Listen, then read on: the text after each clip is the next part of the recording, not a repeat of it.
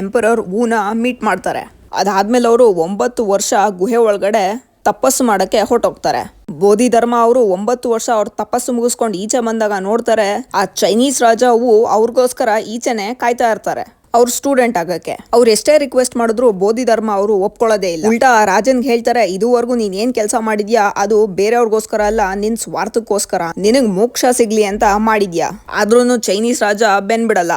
ಅದಕ್ಕೆ ಬೋಧಿಧರ್ಮ ಅವ್ರು ಹೇಳ್ತಾರೆ, ಯಾವತ್ತು ಈ ವೈಟ್ ಸ್ನೋ ಇಲ್ಲಿ ರೆಡ್ ಆಗುತ್ತೆ ನಾನು ಅವತ್ ನಿನಗ್ ಪಾಠ ಹೇಳ್ಕೊಡ್ತೀನಿ ಅಂತ ಹೇಳ್ತಾರೆ. ಅದನ್ನ ಕೇಳ್ತಾ ಇದ್ದಂಗೆನೆ ಆ ಚೈನೀಸ್ ರಾಜ ಅವು 1 ಸೆಕೆಂಡು ವೇಸ್ಟ್ ಮಾಡ್ದೇನೆ ಅವ್ರ ಒಂದು ಕೈನ ಅವ್ರೇನೆ ಕತ್ರಸಾಕ್ ಬಿಸಾಕ್ತಾರೆ.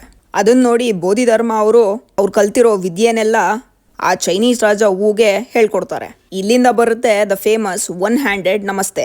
ಇಲ್ಲಿ ಇನ್ನೊಂದು ಫ್ಯಾಕ್ಟ್, ಕುಂಗ್ಫು ಒರಿಜಿನಲ್ ಫಾರ್ಮ್ ಬಂದು Kalaripayattu. South Indian martial arts form ಅಲ್ಲಿ ಕೇರಳ ಮತ್ತೆ ತಮಿಳುನಾಡು ಅಲ್ಲಿ 3rd ಸೆಂಚುರಿ BC ಇಂದ ಹೇಳ್ಕೊಡಕ್ ಸ್ಟಾರ್ಟ್ ಮಾಡಿದ್ದಂತೆ.